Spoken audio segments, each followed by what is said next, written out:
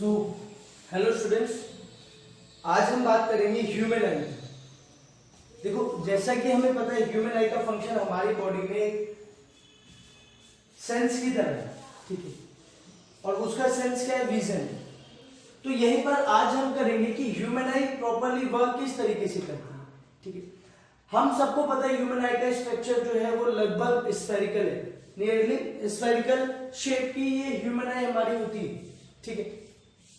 अब इसमें क्या क्या पार्ट का क्या क्या फंक्शन होता है, किस तरह वो अपना काम करते हैं, ये मैं आपको यहाँ पर बताऊंगा। बेसिकली अगर हम देखें बोर्ड के पॉइंट ऑफ व्यू से तो मैक्सिमम टाइम्स ह्यूमन आई का डायग्राम भी आया है बनाने के लिए और इसके फंक्शंस के बारे में लिखने के लिए भी है, ठीक।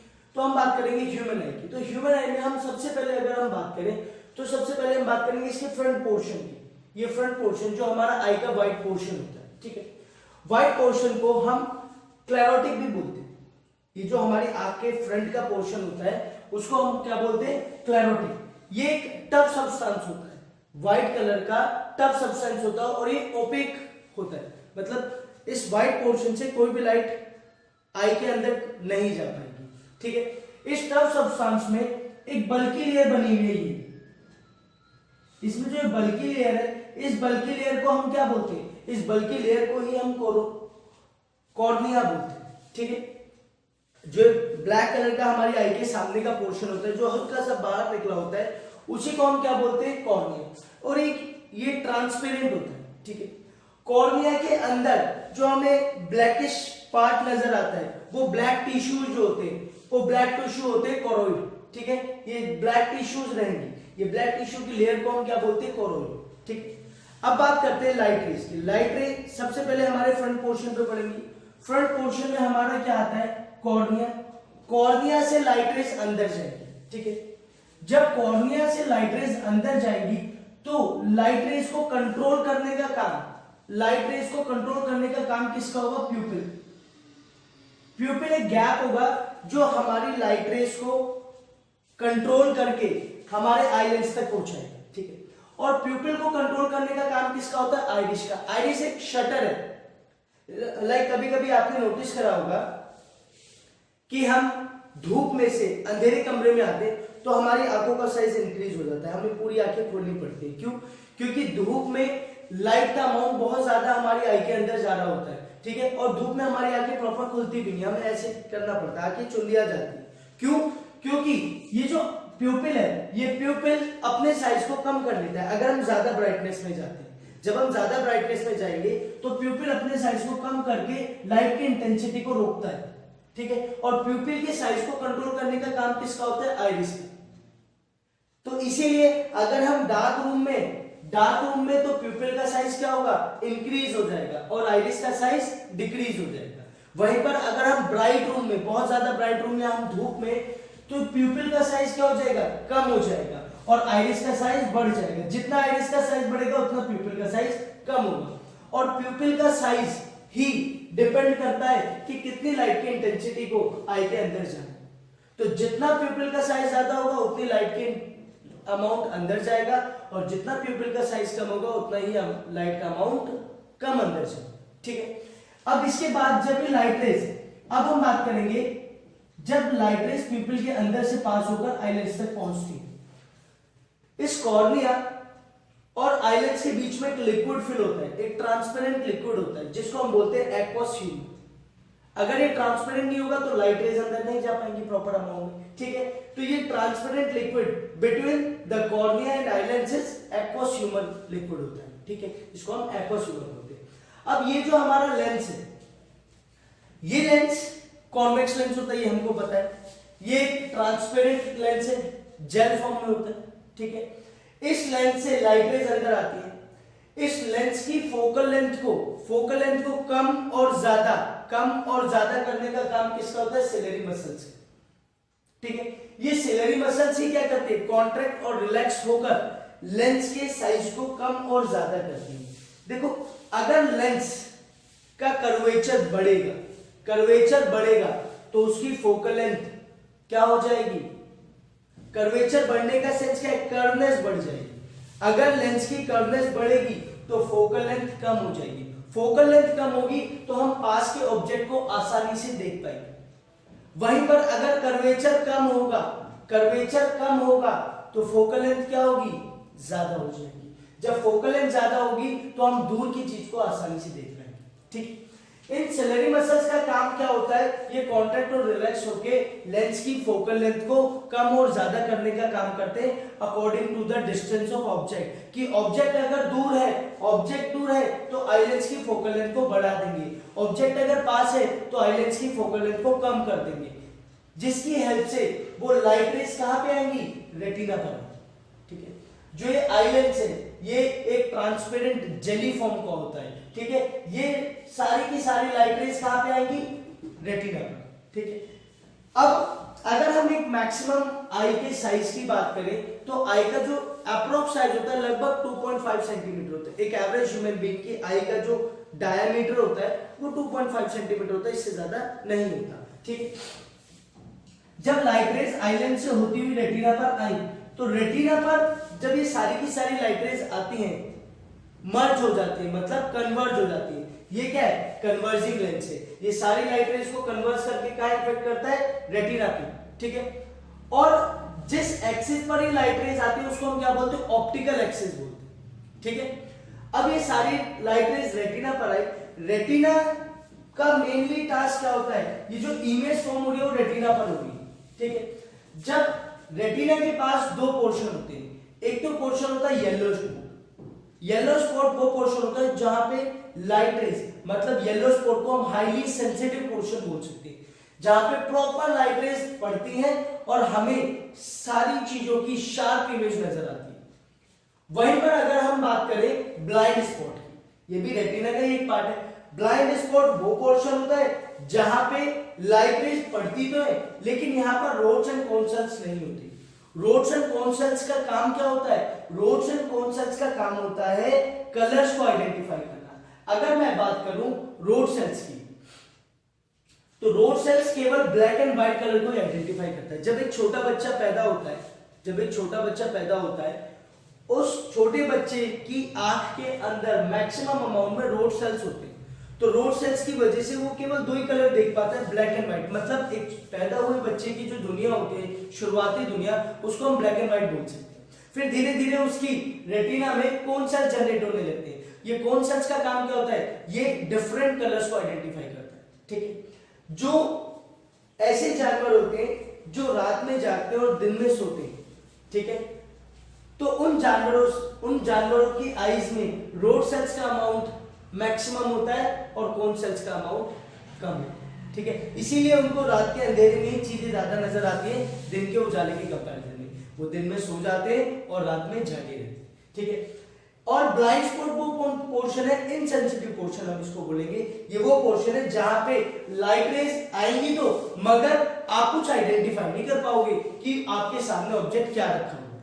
ठीक है, अब बात आती है ये रेटिना से सारी की सारी जो रोड सेल्स और कोन सेल्स से इमेज में कलर्स आइडेंटिफाई करें, उनको ऑप्टिक नर्व तक भेजना। और ऑप्टिक नर्व का काम क्या होता है, ऑप्टिक नर्व क्या करता है, इन कलर डिटेक्शन को कन्वर्ट करता है इलेक्ट्रिकल सिग्नल में, और इलेक्ट्रिकल सिग्नल कहां पहुंचाता है, ब्रेन तक। ठीक है, ये ब्रेन तक पहुंचाता है और हम तभी आइडेंटिफाई करते हैं कि हमारे सामने क्या ऑब्जेक्ट रखा हुआ। सो ह्यूमन आई का ये था बेसिक सा एक्सप्लेनेशन कि भाई लाइट रेज आई, कॉर्निया पे पड़ी, कॉर्निया से आने के बाद आइरिस ने प्यूपिल को कंट्रोल करा, प्यूपिल ने लाइट के इंटेंसिटी को आइलेंस तक भेजा, आइलेंस की फोकल लेंथ को कम ज्यादा किसने करा, सिलेरी मसल्स ने करा। सिलेरी मसल्स की हेल्प से ही उसकी इमेज फॉर्म कहां हुई, रेटिना पे।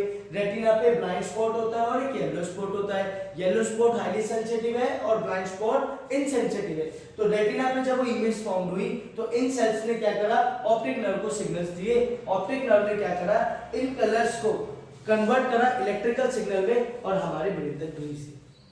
ठीक है, तो ये था बेसिक फंक्शन ऑफ ह्यूमन आई। ठीक है, इसकी डिटेल्स आपको डिस्क्रिप्शन पोर्शन में मिल जाएगी। जो इसके नोट्स हैं, बेसिक नोट्स हैं, वो मैंने डिस्क्रिप्शन पोर्शन में डाल दिए, तो आप इसको वहां से नोट डाउन कर सकते हो। ठीक है, थैंक यू।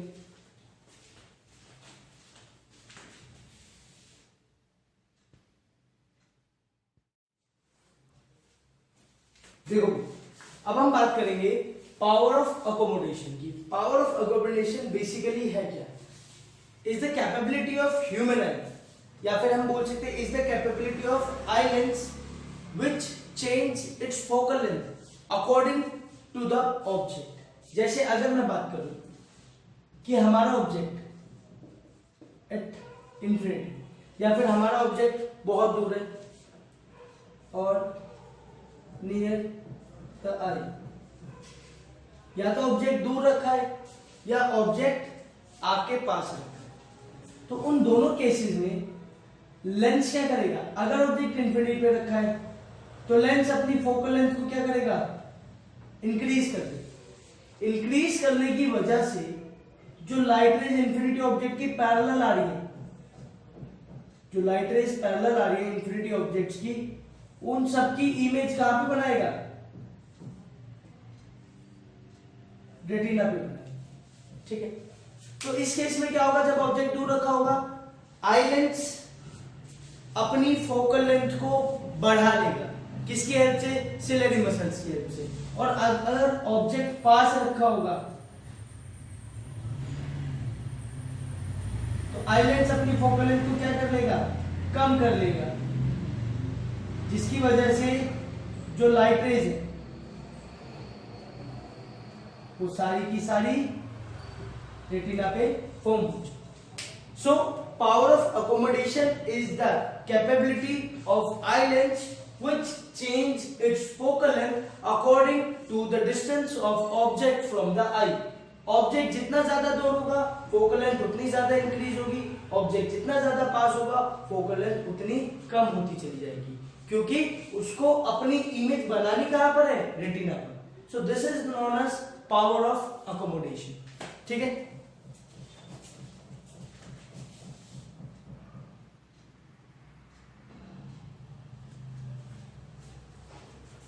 अब हम बात करेंगे डिफेक्ट्स ऑफ आई के बारे में। ठीक है, डिफेक्ट्स ऑफ आई बेसिकली है क्या? डिफेक्ट्स ऑफ आई हमारी, अगर हम नॉर्मल वे में बात करें तो तीन तरह के डिफेक्ट्स होते हैं। एक होता है मायोपिया, एक होता है हाइपरमेट्रोपिया,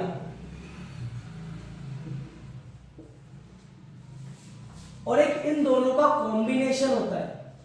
मायोपिया और हाइपरमेट्रोपिया का कॉम्बिनेशन, इसको हम बोलते हैं प्रेस बायोपिया। ठीक है, अब बात आती है मायोपिया। मायोपिया को हम शॉर्ट साइटेडनेस भी बोलते हैं। ठीक है, वही हाइपरमेट्रोपिया को फार साइटेडनेस भी बोलते हैं।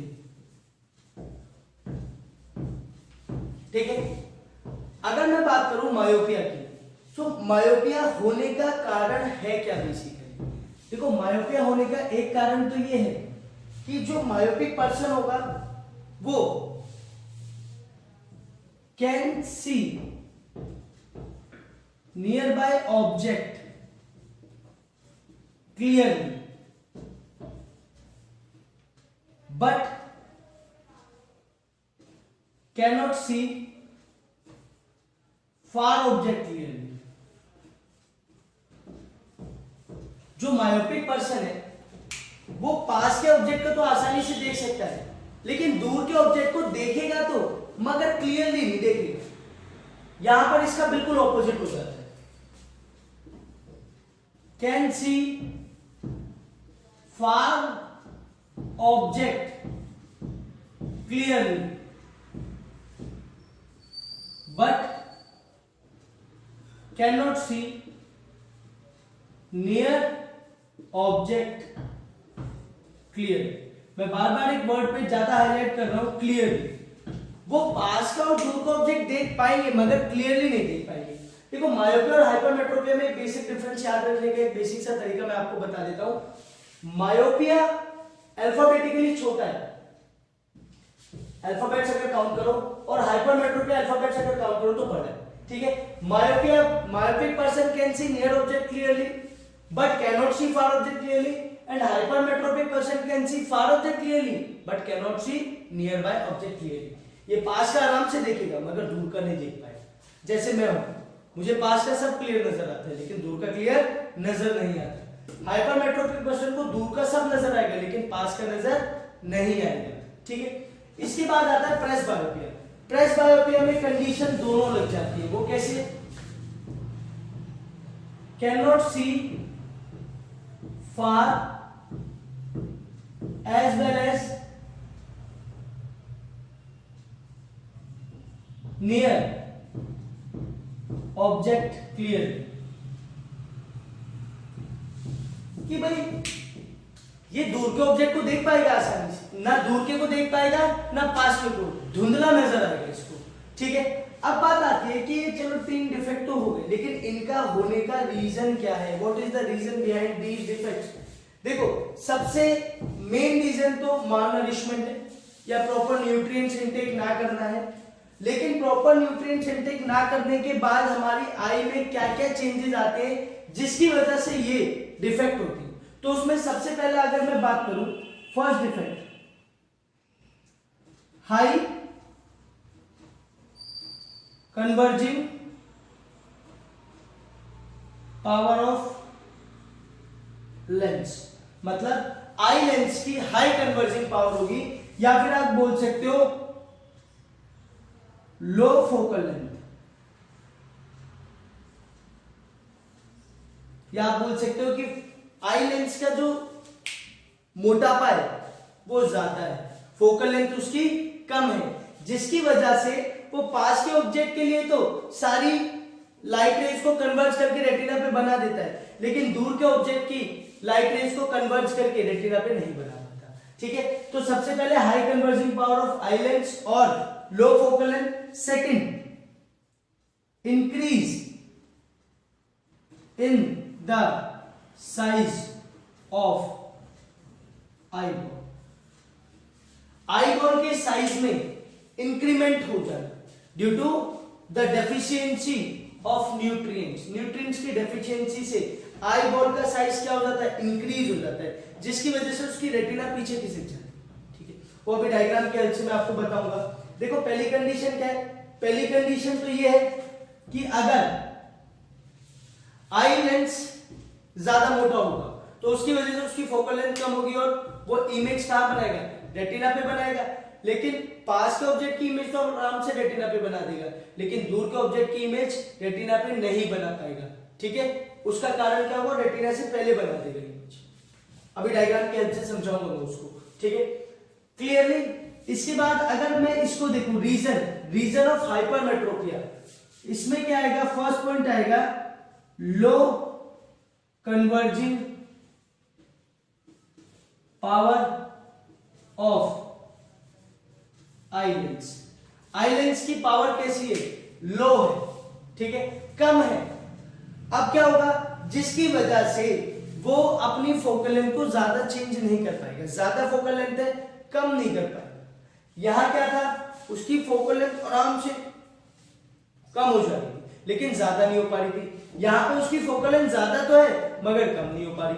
अब ये क्या करेगा? डिस्टिंक्ट ऑब्जेक्ट की जो रेज आएंगी आई लेंस के पास वो रेटिना पे फॉर्म कर देगा लेकिन नियर बाय ऑब्जेक्ट की जो रेज आएंगी वो रेटिना पे फॉर्म नहीं कर पाएगा, जिसकी वजह से हमें ऑब्जेक्ट कैसा नजर आएगा? ब्लर नजर आएगा। ठीक है, सेकंड केस इसमें क्या है?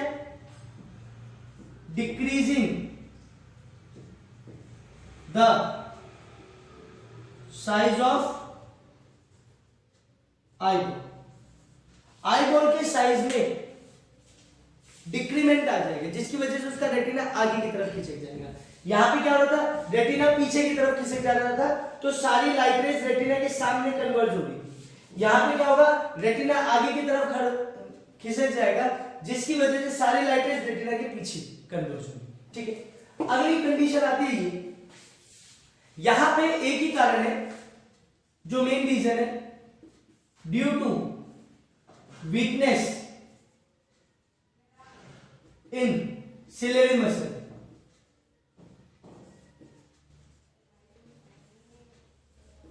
सिलेरी मसल्स में वीकनेस क्यों? सिलेरी मसल्स में वीकनेस क्यों आती है?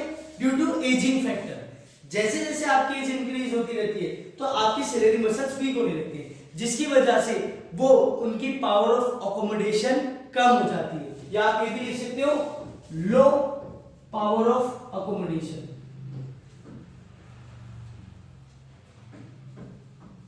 पावर ऑफ अकोमोडेशन कम होने से सिलेरी मसल्स लेंस की फोकल लेंथ को कम और ज्यादा नहीं कर पाते, जिसकी वजह से ना हम दूर का ऑब्जेक्ट क्लियरली देख पाते, ना हम पास का ऑब्जेक्ट क्लियरली देख पाते। ठीक है, अब यहां पर बात आती है कि इन केसेस में हम कौन कौन से लेंस यूज करते हैं।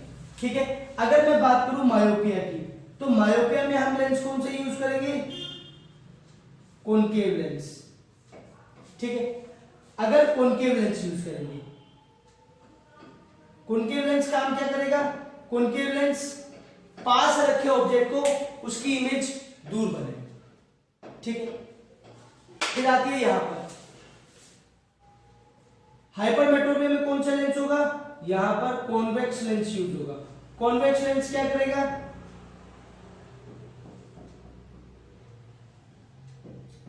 भाई मायोपिया में वो क्या कर रहा था, सॉरी मैंने कुछ मिस्टेकली बोल दिया, बाय मिस्टेकन, कि यहां पर मायोपिया में कॉनकेव लेंस क्या करेगा, दूर रखे ऑब्जेक्ट को पास लेकर आ जाएगा। ठीक है, आपके पास लेकर आ जाएगा ताकि हम पास की चीज आसानी से देख पाए। लेकिन कॉन्वेक्स लेंस हाइपरमेट्रोपिया में क्या करेगा, पास रखे ऑब्जेक्ट को भी दूर ले जाएगा, जिसकी वजह से वो आई लेंस के लिए इसकी बनाई हुई इमेज आई लेंस के लिए ऑब्जेक्ट का काम करेगी और ऑब्जेक्ट दूर रखा होगा तो ये आसानी से देख पाएंगे। But in the case of presbyopia we use bifocal length lens. Bifocal length,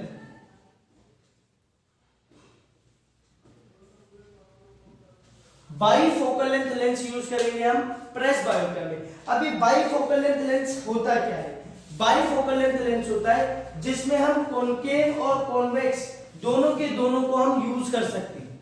ठीक है, ये कुछ इस तरीके का होता है।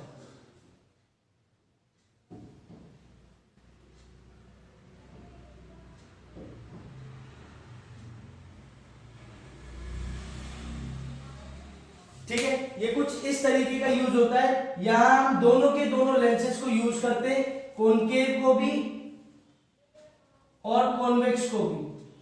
इन दोनों लेंस को यूज करके हम दूर की चीज भी आसानी से देख पाते हैं और पास की चीज भी आसानी से देख पाते हैं। देखो, अगर हमें दूर की चीज देखनी थी तो दूर की चीज देखने के लिए हम क्या कर रहे थे, ऑब्जेक्ट को पास लेकर आ जाते थे। तो ऊपर वाले पोर्शन में कौन सा लेंस यूज होगा, कॉनकेव लेंस यूज होगा, कि हम दूर की चीज को पास लाके रख देंगे। ठीक है, वहीं पर हम क्या कर रहे थे इस केस में, कि इस केस में हमें दूर का नजर आ रहा था, पास का नजर नहीं आ रहा था। तो इस कॉन्वेक्स लेंस क्या करेगा, पास रखी चीज को दूर लेकर चला जाएगा। यहां पर हम बाइफोकल लेंथ लेंस यूज करते हैं जो हमारी दोनों में मदद करे। हम दूर की चीज भी आसानी से देख पाएंगे और पास की चीज भी आसानी से देख पाएंगे। ठीक है, so these are the basic difference between myopia, hypermetropia and presbyopia. अब मैं आपको इनके डायग्राम्स की हेल्प से बताऊंगा कि किस तरह से हम इन लेंसेज की हेल्प से ऑब्जेक्ट को आसानी से देख पाते हैं। ठीक है, तो फटाफट इसको नोट डाउन कर लो, तो फिर हम आगे करते हैं।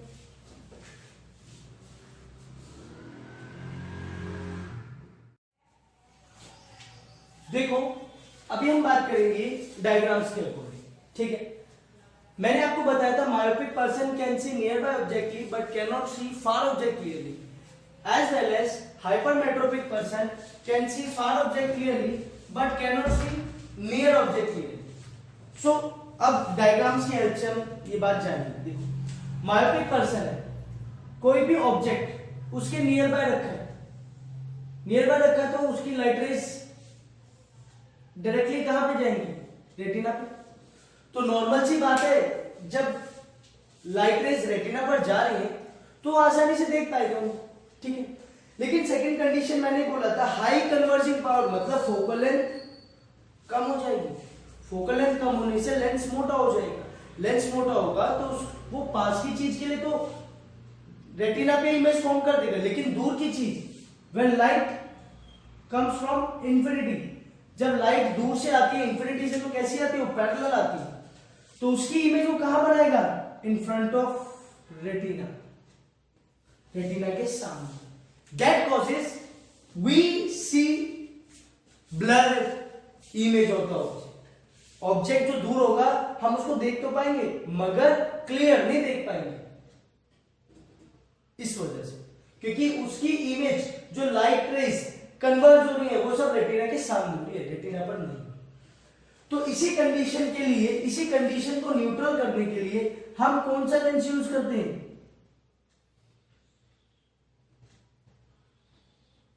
Concave lens use.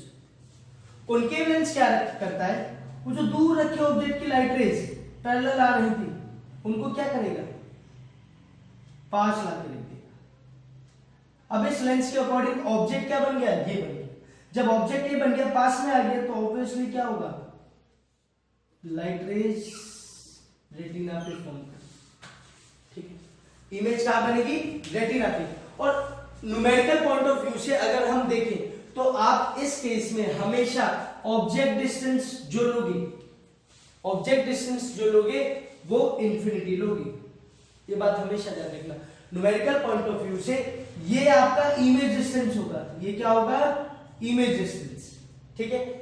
और ये जो ऑब्जेक्ट नॉर्मल रखा है हम उसको यहां क्या मान लेते हैं, न्यूमेरिकल पॉइंट ऑफ व्यू से इंफिनिटी मींस आप जीरो लोगे object distance in case of myopia, ठीक है।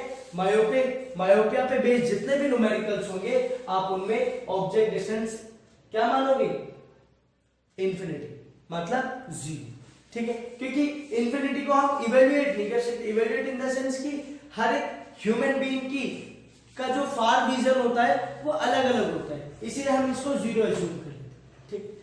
वहीं पर अगर हम बात करें हाइपरमेट्रोपिक पर्सन की, hypermetropic person can see the far object clearly. ये हाइपरमेट्रोपिक, ये नॉर्मली दूर के ऑब्जेक्ट को आराम से देख रहा है और देखो कहां इमेज बन रही है, रेटिना पे बन रही है, कोई प्रॉब्लम नहीं है। लेकिन जब उसका ऑब्जेक्ट पास आ गया, उसका ऑब्जेक्ट कहां पर आ गया, पास,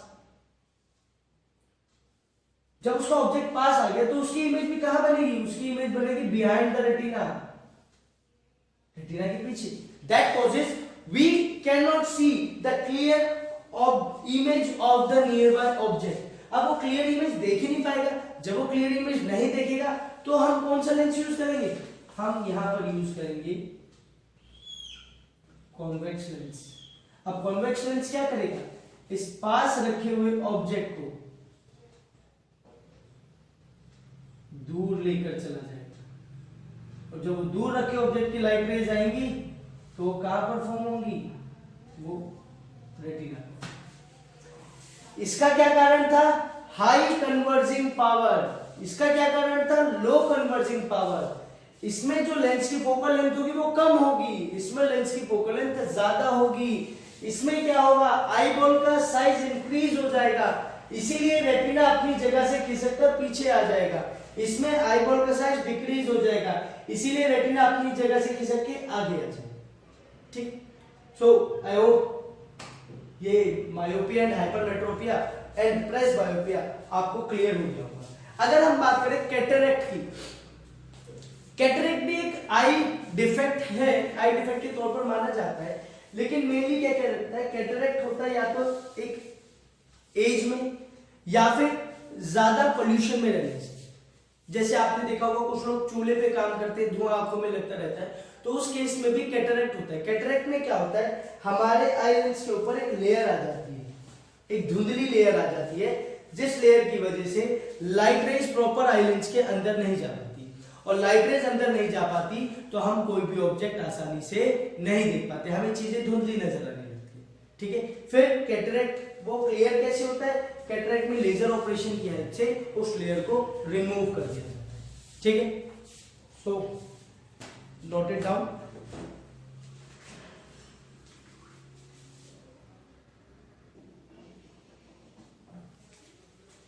जिस तरह न्यूमेरिकल में हमने इसके ऑब्जेक्ट डिस्टेंस को इंफिनिटी माना है, उसी तरह इन केस ऑफ देखोगे, जिस तरह मैंने आपको बताया था मायोपिया में हम ऑब्जेक्ट डिस्टेंस को इंफिनिटी मान लेते हैं, इसी तरह हाइपरमेट्रोपिया में हम ऑब्जेक्ट डिस्टेंस को -25 सेंटीमीटर मानते हैं according to the numerical point of view, ठीक है।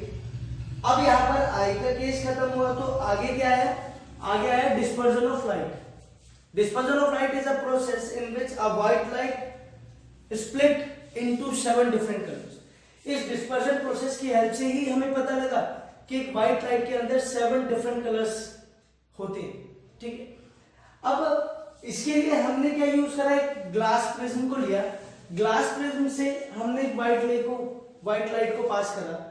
जब हमने व्हाइट लाइट को पास करा तो हमने देखा it is split into 7 different colours, वो 7 डिफरेंट कलर्स में स्प्लिट हो गई, ठीक है। तो इस केस में हमें पता लगा कि व्हाइट लाइट के अंदर 7 डिफरेंट टाइप्स के कलर हैं। अब यहां पर हम देखेंगे डेविएशन, जो जितना ज्यादा डेविएट हुआ है, उसकी वेवलेंथ उतनी ही कम है, मतलब वॉयलेट की वेवलेंथ लीस्ट है, ठीक। वहीं पर अगर मैं बात करूं रेड की वेवलेंथ मैक्सिमम है। That's why we used red colour as a danger signal, क्योंकि हम इसको दूर से भी देख लेते। रेड कलर को हम दूर से क्यों देख लेते हैं, क्योंकि उसकी वेवलेंथ बहुत ज्यादा है, ठीक है। ये डिक्रीजिंग वेवलेंथ है और इंक्रीजिंग फ्रीक्वेंसी है। जितनी ज्यादा डेविएशन उतनी कम वेवलेंथ, जितनी कम डेविएशन उतनी ज्यादा वेवलेंथ, ठीक है। और जितनी कम डेविएशन उतनी ज्यादा फ्रीक्वेंसी, ये ध्यान रखना, ठीक है। जो वेवलेंथ है और जो डेविएशन है वो इनवर्सली प्रोपोर्शनल है।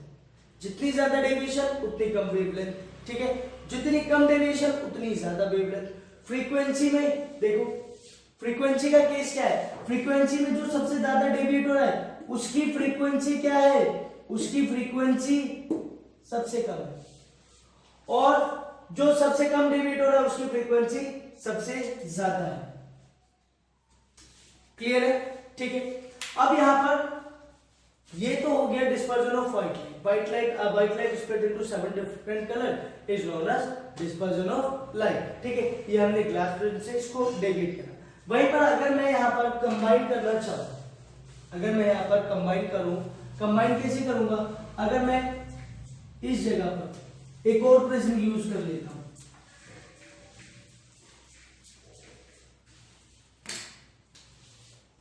अगर मैं एक और प्रिज्म यूज कर लेता हूं यहां पर, तो मैं देखूंगा ये जो व्हाइट लाइट है, ये व्हाइट लाइट वापस से अपने फॉर्म में आ जाएगी। ये सारे के सारे कलर्स एक जगह मर्ज हो जाएंगे, ये सब के सब कलर एक जगह मर्ज होकर क्या बना देंगे, वापस से व्हाइट लाइट बना। अगर इसको देखोगे, कुछ देखोगे ध्यान से, ग्लास लाइट की तरह बन जाएगा। तो ग्लास लाइट में हम क्या कर रहे थे, रिफ्लेक्शन ऑफ लाइट कर रहे थे। जो व्हाइट लाइट थी वो सेम व्हाइट लाइट में कन्वर्ट हो गई, ठीक है। अब यहां पर बात आती है कि क्या ये डिस्पर्जन ऑफ लाइट एटमॉस्फेयर में भी होता है? हाँ, एटमॉस्फेयर में भी होता है। रेनबो हमने कभी देखा है? अगर आप ध्यान से देखो, तो एक जो वाटर ड्रॉपलेट्स होते हैं जो एटमॉस्फेयर में, कभी कभी ऐसा होता है बारिश पड़ने के जस्ट बाद धूप निकल जाती है, और उस केस में अगर सन हमारे बैक साइड में, तो हम अपने फ्रंट में क्या देखते हैं कि रेनबो बना हुआ देखते हैं। रेनबो कैसे बनता है देखो, अगर आप ध्यान से देखो,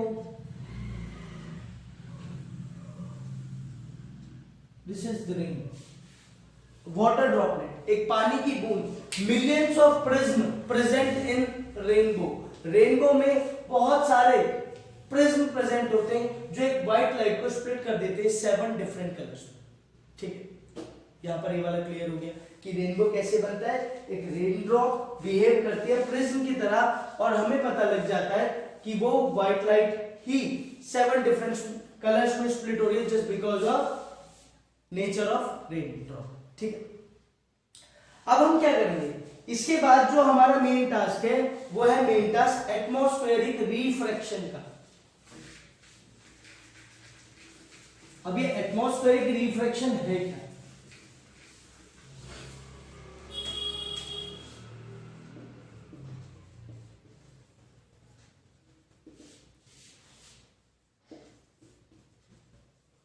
अच्छा, एटमॉस्फेरिक रिफ्रैक्शन में एक चीज अगर ध्यान से देखोगे, सबसे पहला आता है ट्विंकलिंग ऑफ स्टार्स, कि भाई ये स्टार्स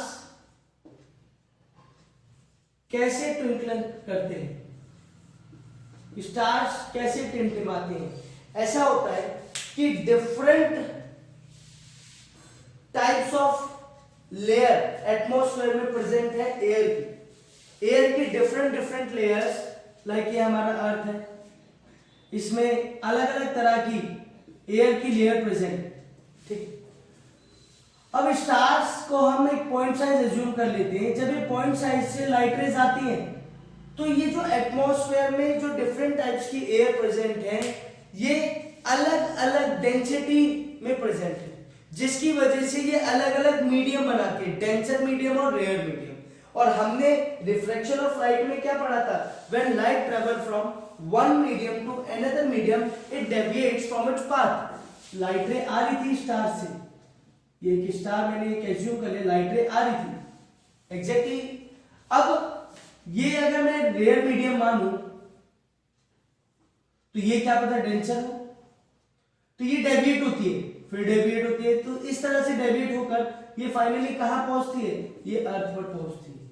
तो अर्थ पे पहुंचने के due to the cause of atmospheric refraction and different density of air present in atmosphere deviates the light coming from stars, that causes the twinkling of stars, ठीक है। अगर ट्विंकलिंग ऑफ स्टार्स तो होता है, चलो हमें पता लगे कि ट्विंकलिंग ऑफ स्टार्स होता है, ठीक। लेकिन अब आप ये भी क्वेश्चन अनालाइज कर सकते हैं कि प्लैनेट्स भी तो होते हैं, कि प्लैनेट्स क्यों नहीं ट्विंकल करते, प्लैनेट्स ट्विंकल क्यों नहीं करते। प्लैनेट्स इसलिए ट्विंकल नहीं करते क्योंकि प्लैनेट्स एक तो पहली बात अर्थ के बहुत ज्यादा क्लोज है as compare to different stars, और स्टार्स में एक पॉइंट साइज की लाइट रे आ रही होती है हमारे एटमॉस्फेयर में। लेकिन अगर हम बात करें प्लैनेट्स की, तो प्लैनेट्स एक लार्ज अमाउंट ऑफ रे हमारे अर्थ के एटमॉस्फेयर में आ रही होती है, जिसकी वजह से वो एटमॉस्फेरिक रिफ्रैक्शन इतना नहीं कर पाती, और एटमॉस्फेरिक रिफ्रैक्शन नहीं करेगी तो क्या होगा, तो प्लैनेट्स ट्विंकल करते हुए नजर नहीं आएंगे, ठीक है। यहां पर हमारा ट्विंकलिंग ऑफ स्टार्स क्लियर हो गया, कोई कंफ्यूजन, ठीक है। इसके बाद एक ट्विंकलिंग ऑफ स्टार्स के बाद हमारे पास एक और क्वेश्चन अराइज होता है। वो क्वेश्चन क्या है, वो क्वेश्चन ये होता है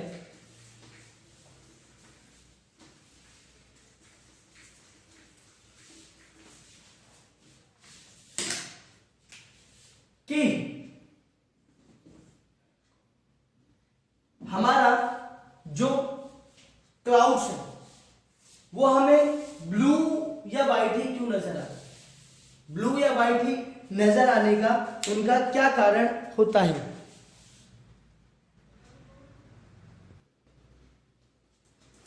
देख अब यहां पर कि भाई हमें आसमान नीला और लाल क्यों नजर आता है, इससे पहले क्वेश्चन ये आता है कि जो हमारा अर्थ है और स्टार से, अर्थ के पास एक एटमॉस्फेयर है, ठीक है, ये स्टार है। हमने अभी क्या पढ़ा कि अर्थ के चारों तरफ एक एटमॉस्फेयर की डिफरेंट डेंसिटी की एयर की लेयर होती है, ठीक है। और हमने ये भी पढ़ा था कि रिफ्रैक्शन ऑफ लाइट में when light travel from one medium to another it deviates from its path. अगर एक्चुअल में मैं देखूं कि लाइट रे ऐसे आ रही थी, ठीक है, अब ये रेयर मीडियम था, ये डेंसर मीडियम था, सो क्या होगा, वो अपने पाथ से डेविएट हो जाएगी, इस तरह आ जाएगी। तो हमें क्या लगेगा कि स्टार कहां पर है, स्टार यहां पर, हमें स्टार लगेगा कि स्टार अपनी जगह पर नहीं, स्टार यहां पर।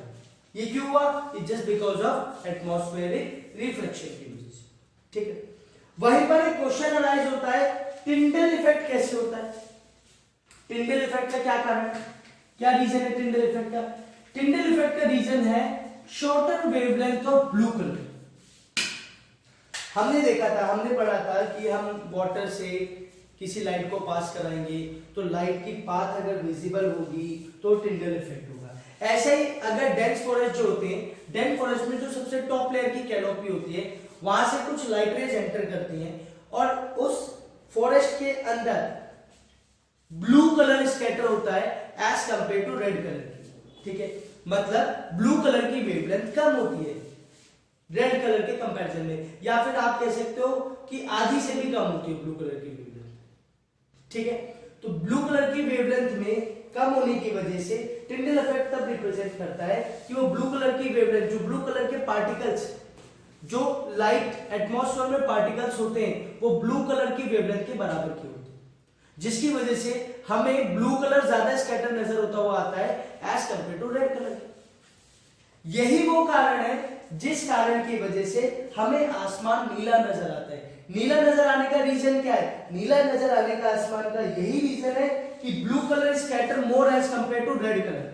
ठीक है, क्योंकि ब्लू कलर की जो वेवलेंथ है वो रेड कलर के कंपैरिजन में बहुत कम है, इसीलिए ब्लू कलर ज्यादा स्कैटर होता है रेड के कंपैरिजन में। फिर यहां पर ये क्वेश्चन अराइज होता है कि ड्यूरिंग द सनसेट और सनराइज आसमान रेड नजर क्यों आता है? ड्यूरिंग द सनसेट और सनराइज एटमॉस्फेयर में वाटर के और डस्ट के जो पार्टिकल्स होते हैं वो बहुत ज्यादा अमाउंट में होते हैं, और वो बहुत ज्यादा अमाउंट में होने की वजह से क्या होता है? वो बहुत ज्यादा अमाउंट में होने की वजह से वो रेड कलर को स्कैटर करते हैं, और उनका जो साइज है वो भी ज्यादा होता है। तो साइज ज्यादा है तो ऑब्वियसली वो ज्यादा वेवलेंथ वाली लाइट को स्कैटर करेगा। अब वो रेड कलर को ज्यादा स्कैटर करते हैं during the time of sunrise and sunset as compare to normal day. अगर हम देखें कि भाई उस टाइम पर आसमान नीला क्यों नजर आता है? क्योंकि उस टाइम पर एटमॉस्फेयर में जो डस्ट पार्टिकल्स होते हैं वो कम होते हैं और वो ब्लू लाइट को ही स्कैटर करते हैं। ठीक है, अब एक क्वेश्चन ये आ जाता है कि डिले सनसेट, ठीक है, डिले सनसेट क्यों होता है और बिफोर सनराइज क्यों होता है? इसका सेंस ये है कि अगर हम बात करें, ये हमारा अर्थ है, ठीक है, यहां सूर्योदय होना है, ये सन, और यहां सन सेट होना है, ये हमारा एटमॉस्फेयर है अर्थ का। This is rare medium, this is denser medium. When light travel from rare to denser medium, it bend towards the normal, और नॉर्मल की तरफ बेंड हो जाएगी। तो जिसकी वजह से सूर्योदय होने से पहले ही हमें 2 मिनट पहले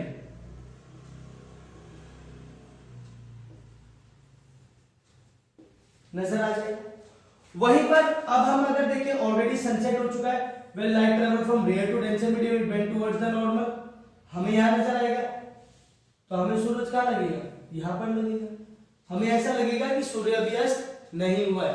तो इसीलिए यही रीजन है कि सूर्योदय होने से 2 मिनट पहले हमें नजर आना शुरू हो जाता है और सूर्यास्त होने के 2 मिनट बाद तक नजर आता है, just because of atmospheric reflection. इतना क्लियर है?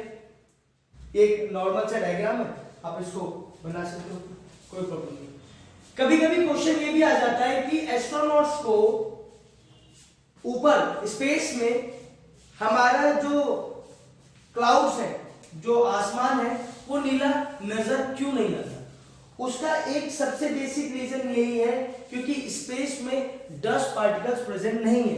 अब जब डस्ट पार्टिकल प्रेजेंट नहीं होंगे तो ना वो रेड लाइट को स्कैटर करेंगे ना वो ब्लू लाइट को स्कैटर करेंगे, और जब वो ना रेड को स्कैटर करेंगे ना ब्लू को स्कैटर करेंगे तो उस केस में क्या होगा? उनको डार्क नजर आएगा। ठीक है, ना उनको नीला नजर आएगा ना लाल नजर आएगा। क्लियर? ऐसे ही आपने देखा होगा बहुत सारी इनको बोलते हैं नर्सरीज में ग्रीन कलर का एक क्लॉथ लगा देते हैं और उसके अंदर प्लांट्स रखे होते हैं। उसका रीजन क्या होता है? उसका रीजन ये होता है क्योंकि ग्रीन कलर जो फोटोसिंथेसिस प्रोसेस के लिए सबसे बैड कलर है और रेड कलर सबसे बेस्ट कलर है। तो जब वो ग्रीन कलर का क्लॉथ प्लांट्स के को कवर करके लगा देते हैं तो उसमें क्या होता है? वो ग्रीन कलर वहीं बाहर ही रुक जाता है, बचे हुए 6 कलर अंदर जाते हैं और 6 कलर में रेड कलर सबसे बेस्ट कलर होता है फोटोसिंथेसिस प्रोसेस के लिए। इसीलिए नर्सरी में रखे प्लांट्स जल्दी से खराब नहीं होते, यही कारण है। खैर वो मेंटेनेंस भी करते हैं, मेंटेन भी करते हैं उनको टाइम टाइम पे न्यूट्रिएंट्स प्रोवाइड कराते रहते हैं, लेकिन उसका मेन कारण एक ये भी है कि वो ग्रीन कलर को बाहर ही रोक देते हैं और बचे हुए 6 कलर्स को अंदर जाने देते हैं, जिससे फोटोसिंथेसिस प्रोसेस बहुत अच्छे से होता है और प्लांट्स तेजी से ग्रो करते हैं। ठीक है, सो फटाफट नोट डाउन कर लो इसको।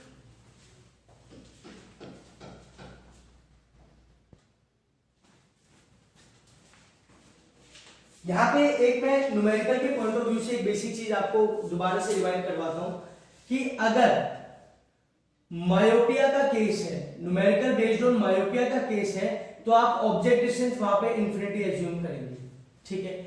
और अगर हाइपरमेट्रोपिया का केस है तो वहां पर आप ऑब्जेक्ट डिस्टेंस -25 सेंटीमीटर एज्यूम करेंगे।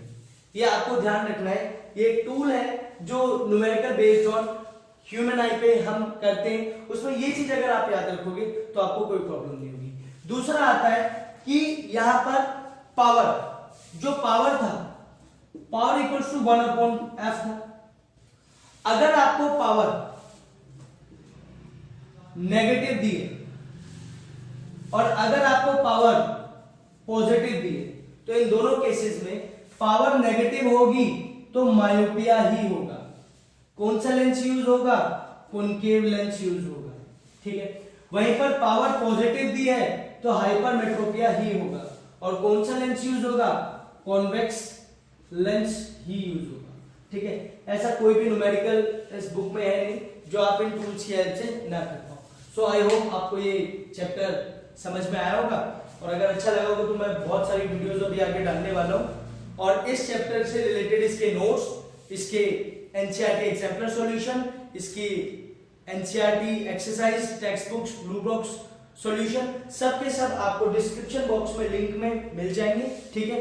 सो अगर आपको अच्छा लगा होगा तो आप शेयर करेंगे, और ताकि और स्टूडेंट्स को भी इसका बेनिफिट मिले। So thank you so much, thank you.